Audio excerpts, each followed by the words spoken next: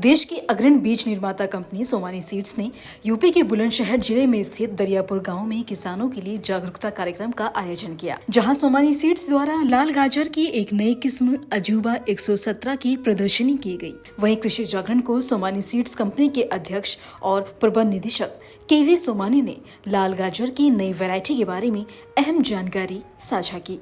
ये अजूबा जो हम लोगों ने तैयार किया है, इसकी सोइंग विंडो हमने बहुत लंबी कर दी है। इसकी सोइंग विंडो 1 सितंबर से लगा करके 30 जनवरी तक के है, 5 महीने की सोइंग विंडो है।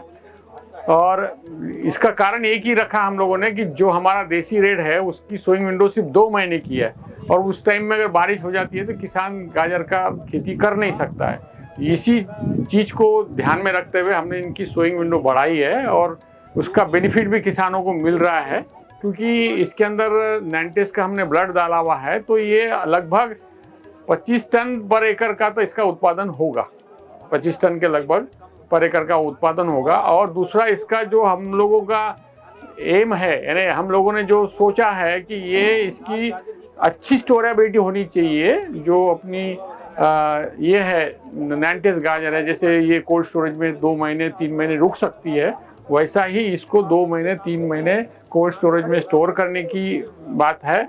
ये इस साल कर्नल देशवाल जी इसको जांचेंगे, 2 महीने 3 महीने 4 महीने इसकी स्टोरेबिलिटी देखेंगे, और जैसे ही ये इसमें पास हो जाती है, लेकिन हमको पूरी उम्मीद है क्योंकि इसके अंदर जो ड्राई मैटर का परसेंटेज है वो 1% यूरोपियन गाजर से ज़्यादा है। तो इसके वजह से इसकी स्टोरेबिलिटी बहुत अच्छी रहेंगी, और ये फिर ऑफ सीजन के अंदर मार्केट में सप्लाई की जा सकती है। बिलायती गाजर ही अवेलेबल रहती है, तो उसकी जगह ये सप्लाई हो सकती है मार्केट के अंदर।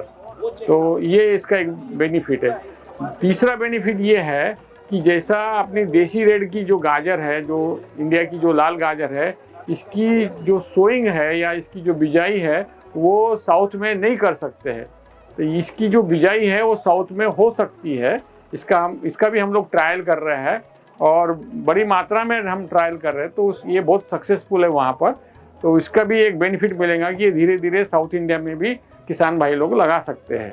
एक गाजर में ब्लोटिंग क्या होता है इसमें लिखा है, जो कि उसके प्रति ये सहनशील है। जो गाजर में बोल्टिंग होती है, बोल्टिंग क्या है कि एक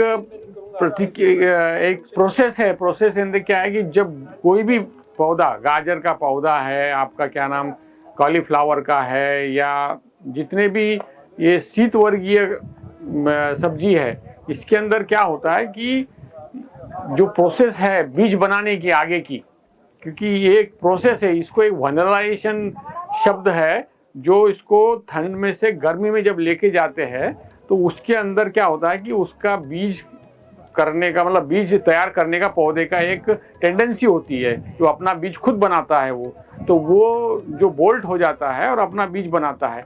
तो इसमें हमने क्षमता डाली है कि अपने जो इंडिया का जो वातावरण है इसके अंदर कम से कम बोल्टिंग होगी, थोड़ी बहुत होगी, 2-4-5% मात्रा में होगी, लेकिन उससे क्या होता है कि बोल्टिंग होने के बाद में जड़ें खराब हो जाती है। और इस विषय के अंदर जब उसकी कम बोल्टिंग होगी, 2% 5% होगी, तो इतनी ज़्यादा किसान को जड़ें खराब नहीं होंगी, और वो ज़्यादा से ज़्यादा मार्केटेबल उसको रख सकता है। तो ये इसकी खासियत रहेगी। ऑरेंज कलर की जो गाजर लगाते हैं, तो ये ऑरेंज कलर का जो भी रेट रहेगा बाजार के अंदर, हमारे को पूरी उम्मीद है, क्योंकि ऑरेंज कलर की लाइकिंग हमारे पूरे नॉर्थ इंडिया में थोड़ी कम है।